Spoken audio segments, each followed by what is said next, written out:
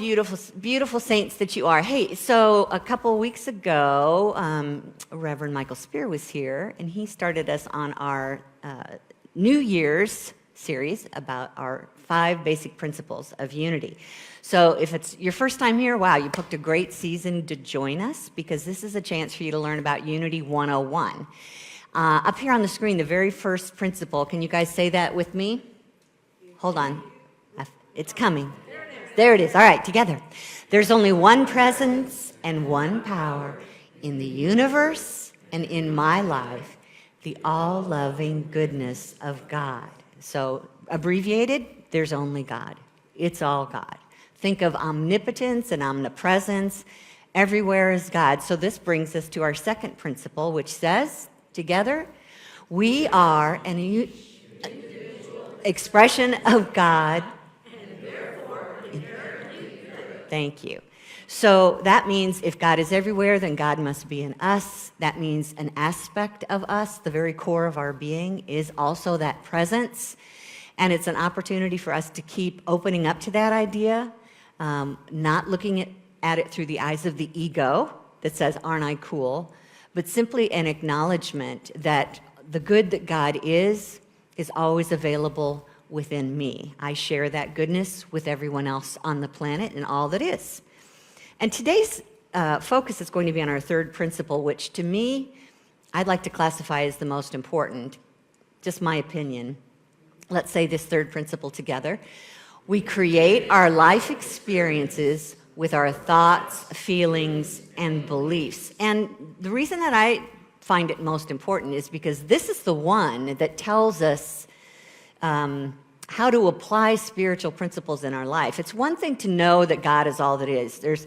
In some ways, that can help. If you can really absorb that, that can certainly help in a lot of ways. And we teach a lot of classes on why that's important.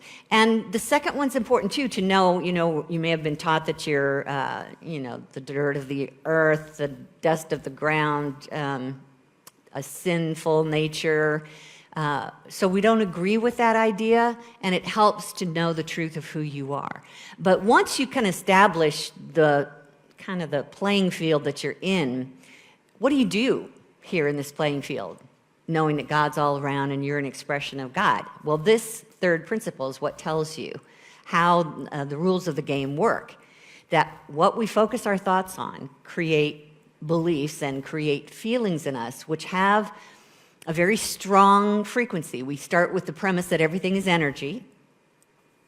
And every time we think a thought, that's a frequency of energy. And any time it sits there long enough to become a belief, it starts to generate a stronger frequency that creates feelings in our body. Now you know you're really cooking with gas. And that is when you start to send out a signal to the universe about that particular frequency, which then engages with the universe and other energy that is of the same frequency. So it's not like, you have a thought about a pink elephant and boom, you got a pink elephant in the room. But if you have a thought about something, try and stay practical here, have a thought about life and you hold it for a while, another thought shows up about it. And if you keep doing that chronically, you have so many thoughts that it becomes a belief. That's what a belief is. It's just a thought that you've been thinking for a really long time. And when you've got a solid belief going on in you, whatever it's about can create an emotion that matches that. And now you're really sending out that signal. So those things just keep building up. And pretty soon, after you've thought and you've believed and you've felt, now you're talking about it and you're imagining with the pictures in your mind about where it could go from here, until ultimately you're taking actions and you're experiencing the end result of that. Isn't that the coolest plan ever? It's not like we have to, get in line at the golden throne in heaven and say, hey, I need a new job. It has everything to do with what's going on within you. And you have the opportunity to choose what it is you want to experience in your life.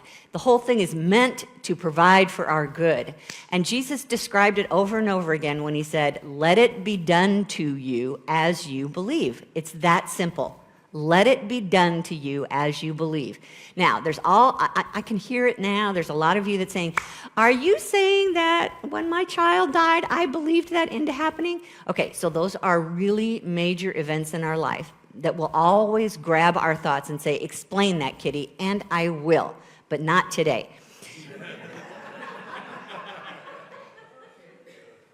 What I'm going to ask you to do today with these very broad, universal principles, that you do your best to just apply them to your life in the basic everyday way, okay? Not in those giant, huge things, because I got answers for those too, trust me. But I just want to stick on the mainstream here and talk about the main principles and how we can use them on an everyday basis. Give us this day our daily bread. That's where we're going with this, okay? Let's start there.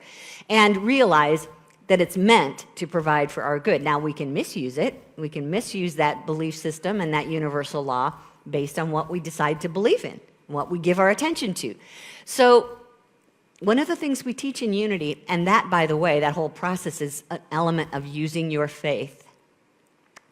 But in Unity, we teach that faith is meant to be an understanding faith versus a blind faith. Blind faith says something like, I hope that happens, but it probably won't. Or, I hope that God has mercy on me today and gives me credit for all the good that I've done so that I get my candy that I wanted. So, yes, okay. More realistic, you get to decide. But what we're trying to get to with an understanding faith is, I believe this, and this is why. Because this universal principle is working all the time for everyone, no exceptions. That's an understanding faith. When you get to that point where you understand these principles and they're solid, rock solid in your faith, then you're going to start to see some responses to what you're holding in your consciousness. So for instance, when Jesus said, judge not by appearance, but with right judgment. What do you think he meant by right judgment? Jill, you got a microphone, and raise your hand if you got an opinion about what right judgment is when he says that. Okay, back here on Cindy.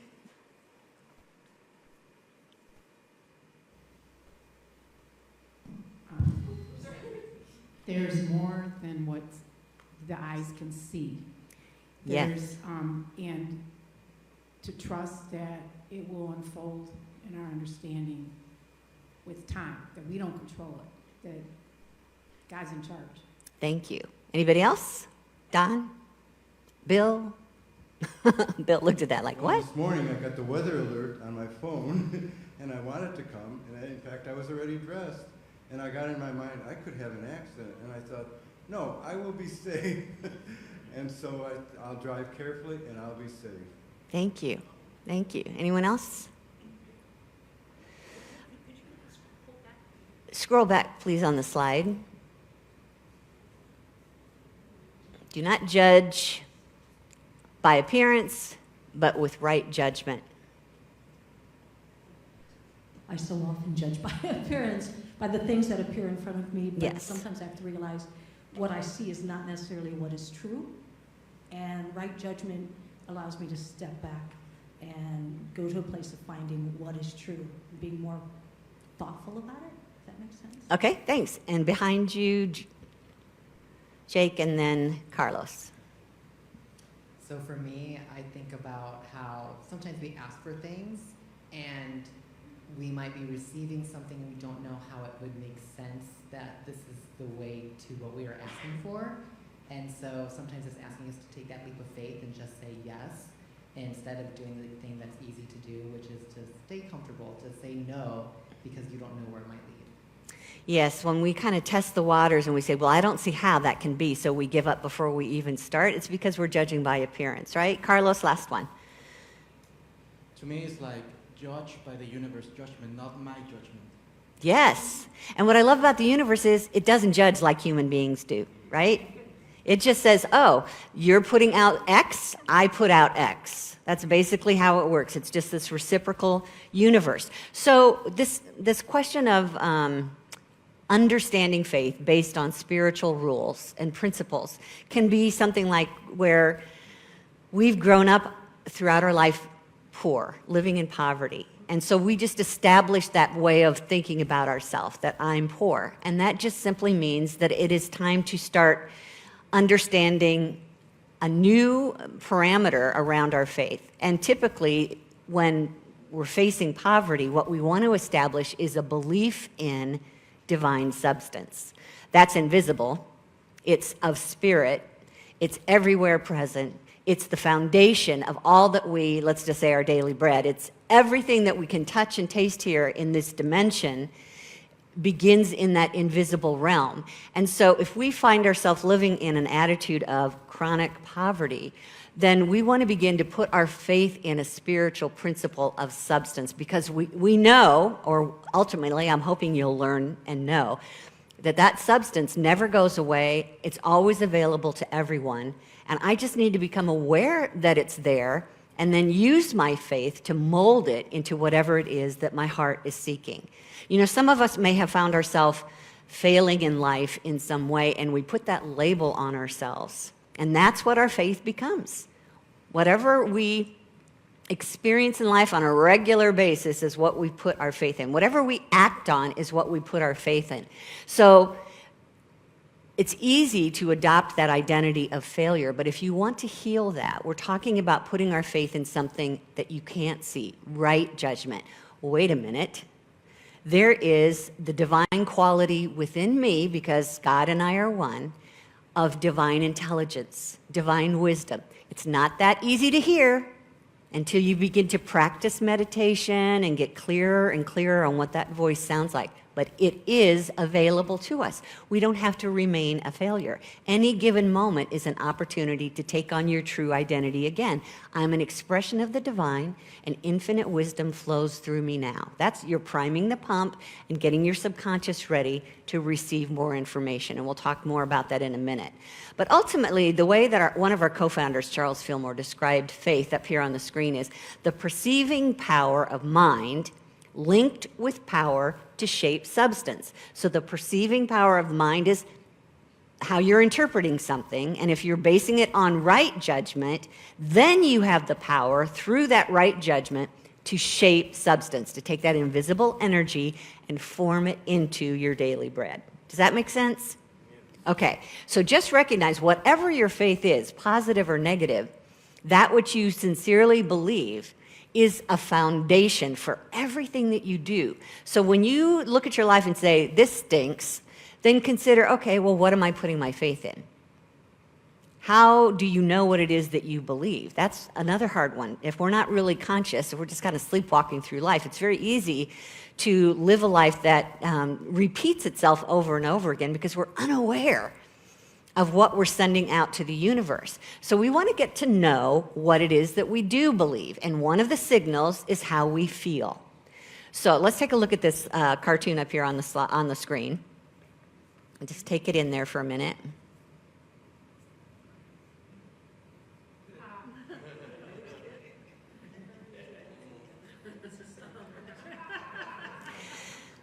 So some of you are laughing, which means when you read those words and you saw those pictures and you absorbed your meaning for it based on your life experience, to you that was funny. And what happened? Boom, something came out of you, a laugh. It's not like you came here this morning planning to laugh at certain moments. Your body just did that. Brain sent message to body, body responded with a feeling of joy or humor. And it's the same way if you go to a movie. You may not have necessarily known that you're going to wind up with water coming out of your eyes without you even wanting that to happen, because what you're watching up there on the screen, which isn't real, by the way, has still been interpreted through your mind and generated tears coming out of your eyes because you're feeling sad. Yes? So what do you believe? Ask your emotions. If your emotions are light and you're laughing, you can probably say that whatever you're taking in right now, you're aligning with as fun, as joy, as good, as positive. So if life, for the most part, is feeling heavy to you, consider that what it is you're holding in consciousness is first and foremost, if it's a heavier, lower vibration, It's not, whatever it is you're holding in consciousness is not aligned with how spirit sees the situation. Your higher self, the Christ in you, God present, is constantly saying you are not being held back by anything. But if you're interpreting it that way and the heavy emotions come, now you know what you believe. So whether it's happy or sad, it could be fear, and it works the same way as faith.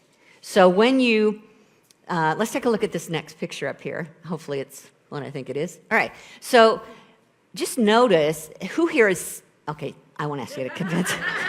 I won't ask you to confess that that's familiar to you. But if it were familiar to you, you might have just now seen that and had a gut punch. Kind of a sickness or a sadness or a concern feeling.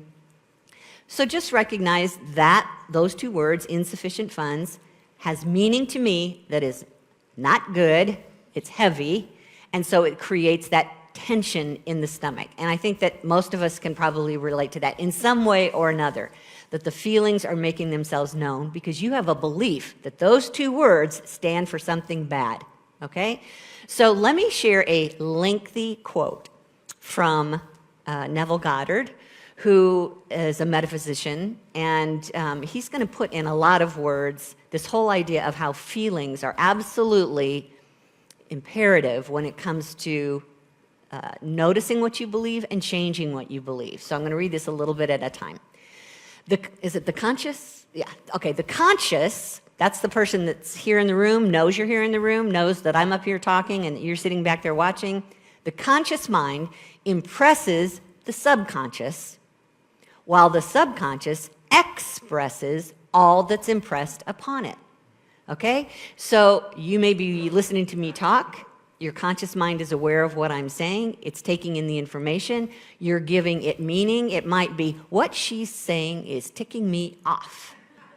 And you're starting to feel kind of hot under the collar. And the subconscious in you is listening. And because it's coming in with a feeling of, I'm ticked off about this, it wakes up and goes, what? She's ticked off about this. What is it?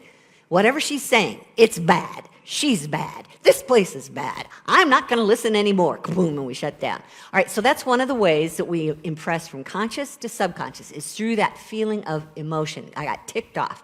All right, the subconscious does not originate ideas, but accepts as true those which the conscious mind feels to be true. And in a way, known only to itself, that's the subconscious, objectifies only the accepted ideas. What's objectify? Bring out. Manifest. Physical.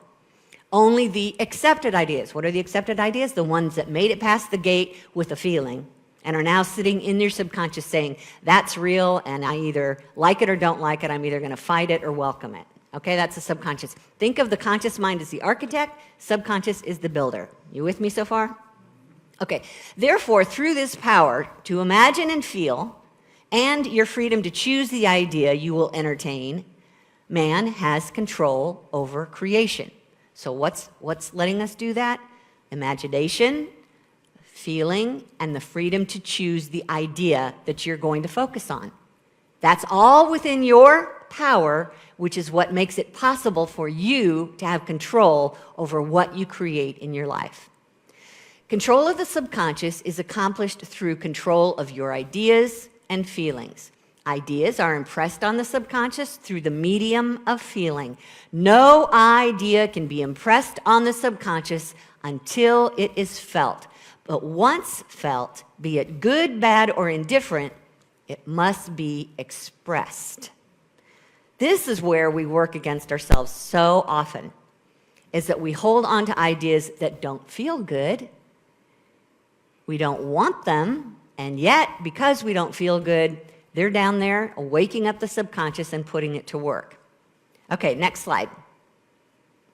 The man who does not control his feeling may easily impress the subconscious with undesirable states.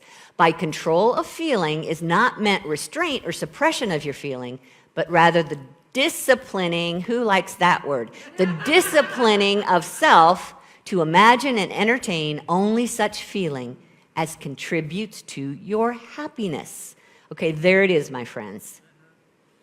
You have the ability to discipline where you put your thoughts and how those thoughts make you feel. Never entertain an undesirable feeling. Think feelingly only of the state you desire to realize. The subconscious is not concerned with the truth or falsity of your feeling. It always accepts as true that which you feel to be true. How do you feel it to be true?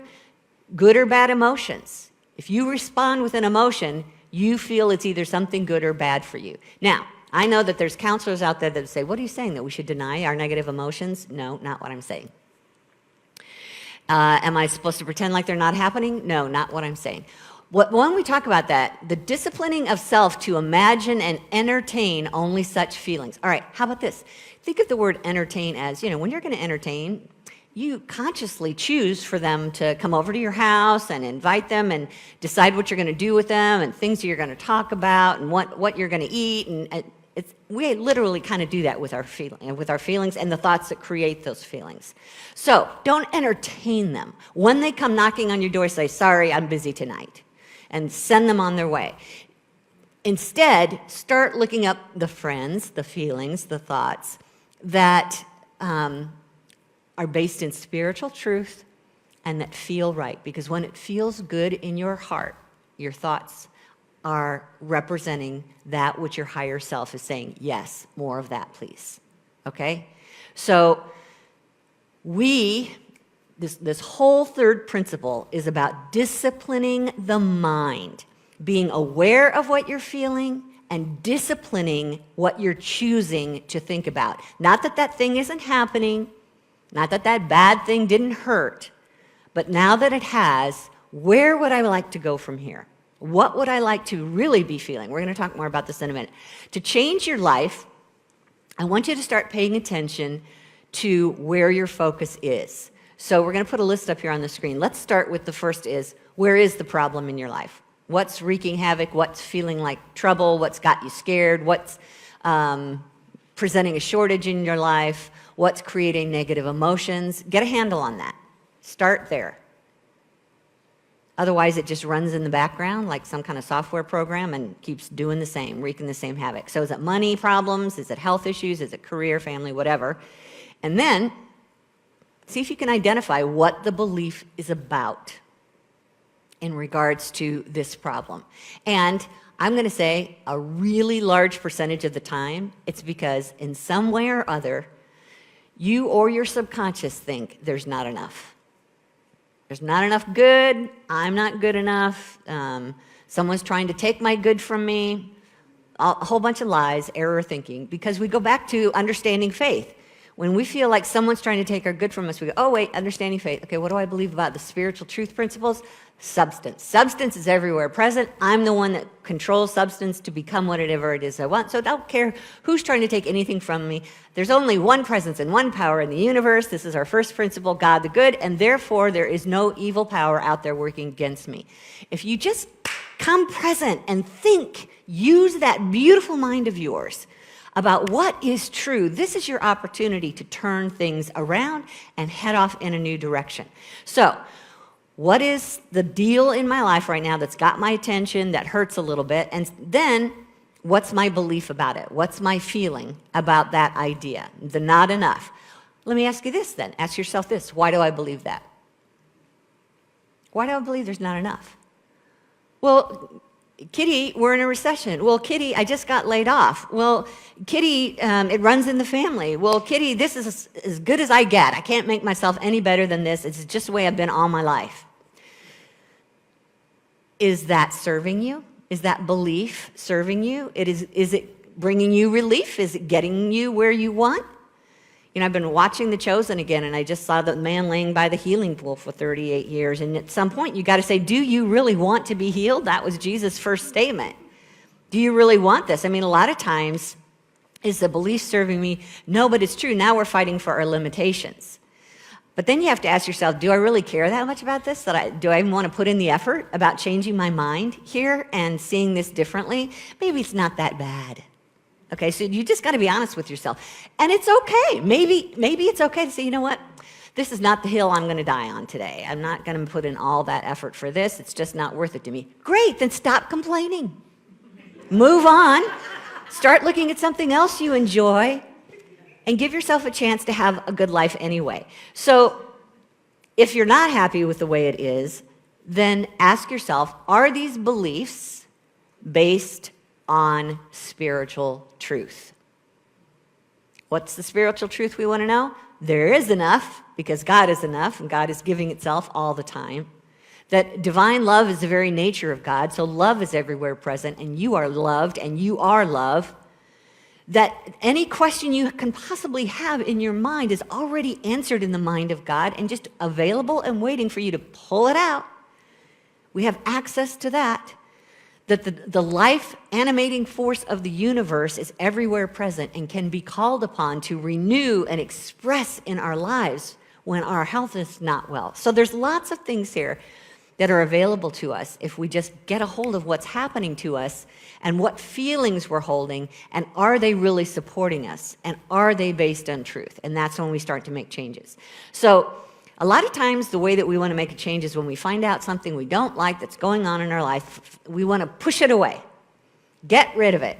Tell people what you don't like about it. But all you're doing is you're still focused on it. So as much as we try and exclude the things that we don't want by pushing against them, complaining about them, preparing for them, I mean, for heaven's sakes, just anytime you turn on the news this week, it's about the flu season. So if you don't have it, you have to sit and listen to it. You have to listen to it or listen about it. So let's find a different way to approach this. We can't tell the universe to exclude something that we're giving our attention to. You cannot tell the universe to withhold something from you that you're giving your attention to, whether you like it or not. Because when you think about it, your thoughts about it, and all the qualities of it, you become those qualities. You start resonating at that frequency. You can't help it. Even if you don't like it, you're still focused on it. And now you're sending that signal out, and in this magnetic universe that we live in, we simply draw more of those thoughts, feelings, beliefs, actions, words about the things that we don't want. Do you see how that is? If I've said that once here, I've said it 8 trillion times, and it's just an opportunity for us to stop and go, okay, there it is again. What's the opportunity to shift? One of the things that we might be concerned about is that this is typical in election season. Yes, I brought that word up. There could be 1 million or 2 people out there that are voting for something in opposition to what you want. Here's the good news. They have no power over you unless you give it to them. Their vote has no power over you, and I am not kidding. Now, this is one of those big things we're talking about, and you want me to go out there and prove. How can, if they pass that law that I don't want that law passed, how can that not affect me? Okay, maybe it'll affect you, maybe it won't. Maybe it'll come to your doorstep, maybe it won't. But you have things to do after that you can transform so you don't have to suffer. The first is to stop looking at it as something that can make you suffer. I can go on and on, you guys. Holy cow. All right, so we're here, we're talking about all these people that are pushing against you with their vote.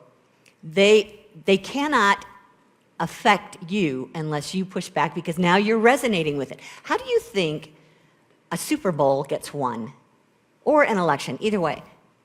Because there's just as many, I mean, you got to think that every single one of those players and all the fans want their teams to win, right? But you got to realize that if more of your rooting for your fans is about hating the other team, now you're giving your energy to the other team. Do you see that? Yeah, I know. It's no fun. So this is where you get to start using your mind and pay attention to where you're at. Sometimes it's already buried down in your subconscious so deep you don't even realize you're responding negatively against yourself. But something that Esther Hicks said is that you can't be in steady feeling of poverty and allow abundance. So just look back over your years. What's your steady feeling? Are you glass half full or glass half empty? You can't be in glass half empty and allow glass half full in your life. So use that beautiful power of your mind to pay attention to what's going on in you and choose again. Have you ever tried to be happy in the absence of what it is that you think will make you happy? Try to be happy in the absence of the thing that you think you need to be happy. It's not arrived yet, but can you be happy anyway? It's the cart before the horse. You have to get the emotion first into the subconscious so it goes, oh, good things are coming. All right, let me see how many ways I can help create good. I'm the builder. I'm going to start working on good things that make her happy. So keep that in mind. What can I be happy about? If it's not that thing, it could be that that thing is coming. But it's better if you can be in the present moment and making you happy. Also, try feeling the way that you want to feel when that thing arrives. How do you want to live? How do you want to feel in life? Then just start there. Without anybody helping you, without anything helping you, and just keep noticing your thoughts and reaching for a thought that feels better, as Esther would say. Now here's one that'll make you like, prove this, all right? Well, I think you can prove it to yourself. Esther Hicks says that within 17 seconds of focusing on something, a matching vibration becomes activated. How many seconds? 17.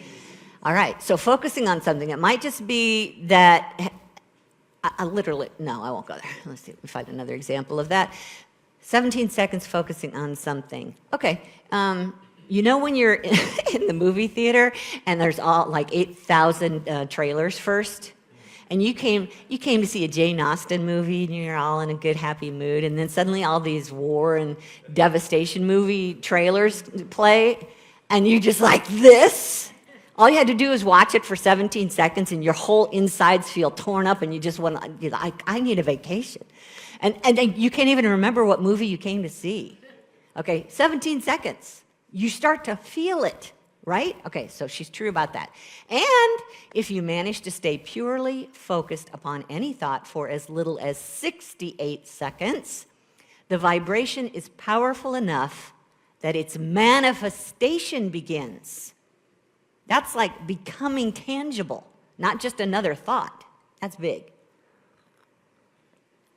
So, anybody here go to the gym? Okay, so this is a way of going to the gym. Before you go to bed at night, anybody can give 68 seconds to something. Set your timer on your phone and choose something that you want to think about for 68 seconds and see what it feels like when you get to 68 seconds. And just know that you're sending that signal out to the universe because you're feeling what it is that you want to experience. So that's what our mind is for, this beautiful mind that we have been given that is in oneness with divine mind, that anything that's within the divine mind is available to us. Use it, disciplined, to choose something else that makes you feel good. What would I prefer instead? Anytime I find myself in upset, there's your statement. What would I prefer instead? Okay? So Lao Tzu said that if you want to awaken all of humanity, then awaken all of yourself. If you want to eliminate the suffering in the world, eliminate all that is dark and negative in yourself. Truly, the greatest gift you have to give is that of your own self-transformation. We can't transform anyone else. We can only do it within ourselves. But the power is that once you transform yourself, you're contributing to the collective. It doesn't take really even 51%. It just takes enough people with a high enough frequency thinking these thoughts of truth that it can contribute to the collective, and then everybody has access to it. If I be lifted up, Jesus said, I draw all men to me. If the truth is lifted up, if we're living the truth, then we are making it available for everyone else.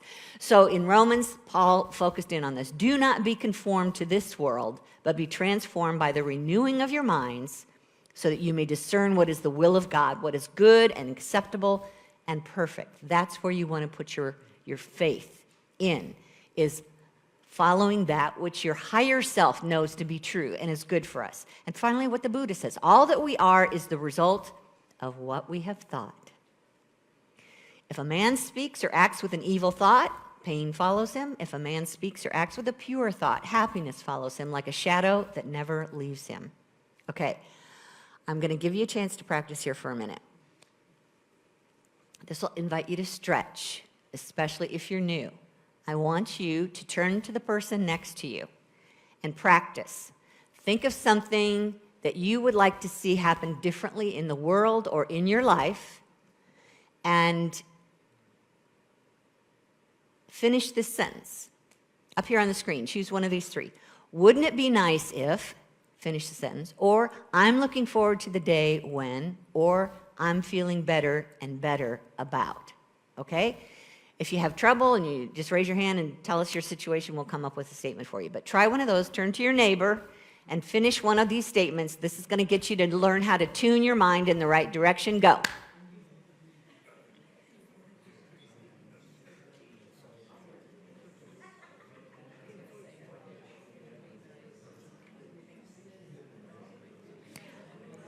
If you're watching on Facebook, just put it in the chat.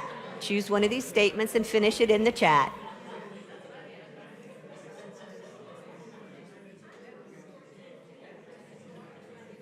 If you bumped into a problem, raise your hand and we'll find out what's going on for you.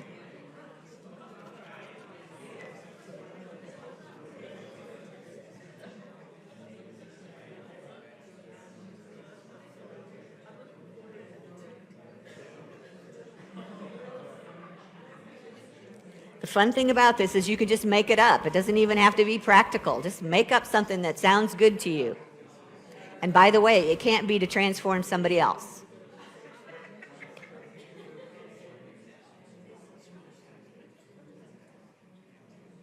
Okay, come back.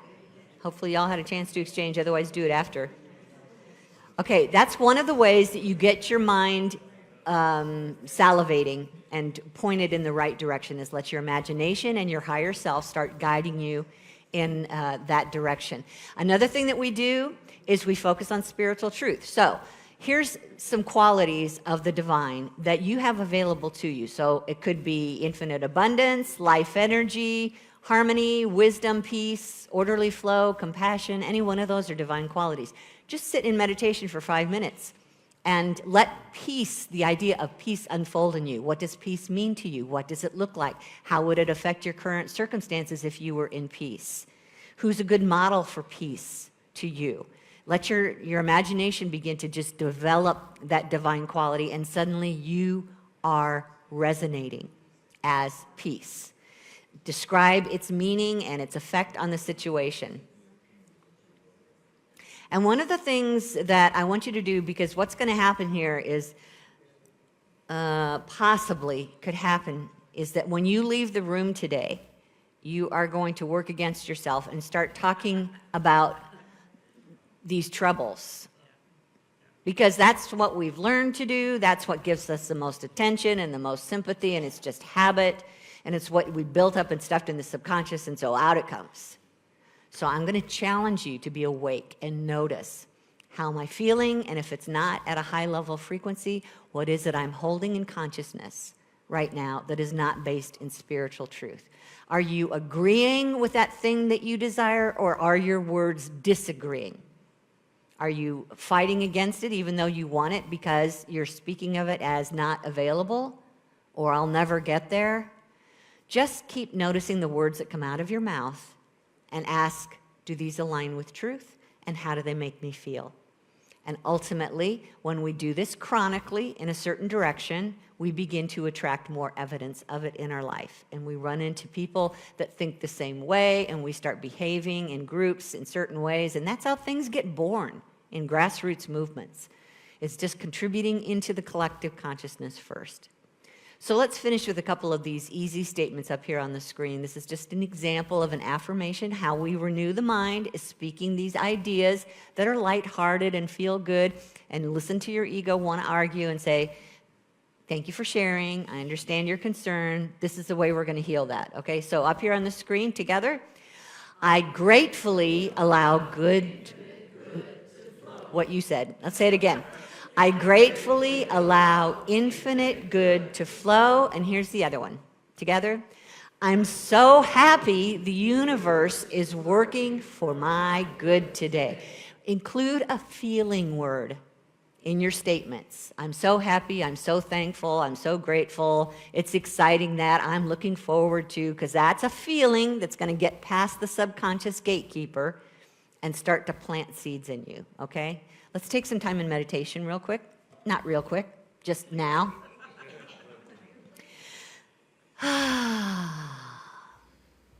If you just want to find your steady, stable, supportive chair underneath you, and feel your feet flat on the floor, and imagine beneath this floor is a planet, an entire planet supporting you right now.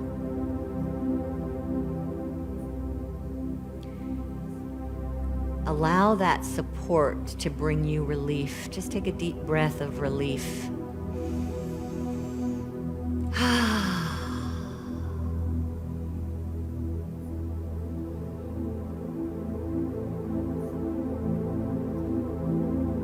And take a moment to think of someone or something in your life that feels good when you think about it.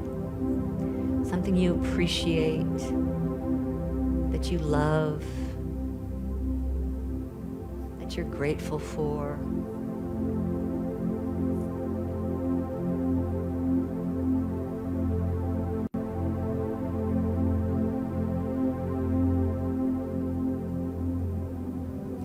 And as you focus on that, allow it to absorb all of your attention so that you're there, you're with that person or that thing. And you begin to feel those emotions again. Appreciation, gratitude, wonder. Allow those feelings to begin to grow in you and spread throughout your body.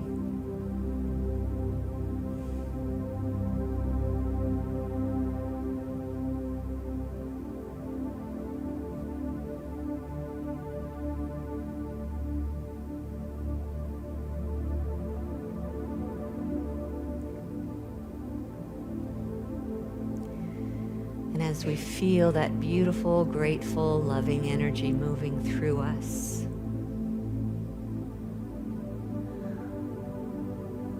we open our hearts to that divine wisdom within us and say, show me what needs transforming in my life, in my being. Show me what needs transforming in my being. And just remain open with love as that idea filters through.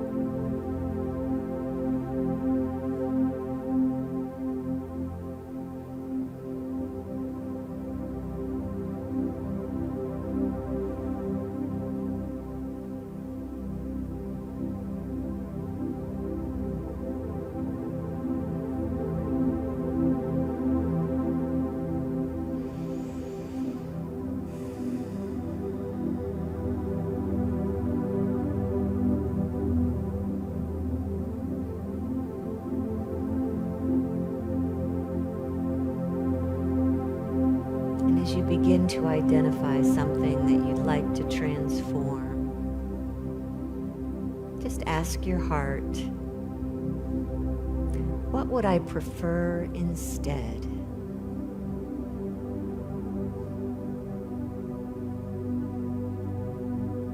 Show me a new way to see this, or something different to see.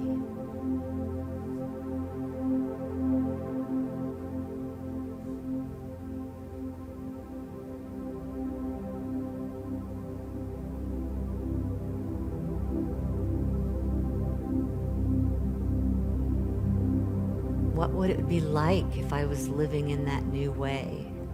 If that was a dominant belief in me, how would my behavior change?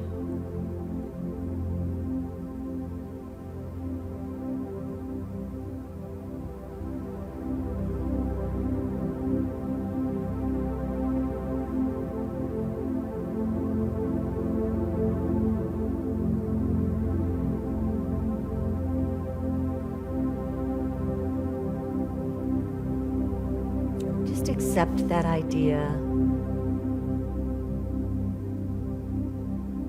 As it feels good to the heart, trust that the heart knows the truth.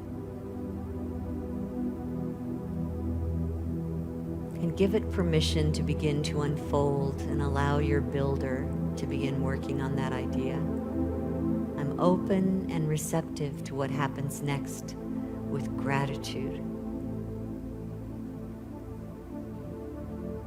Knowing that divine love is always working for the highest good in my life.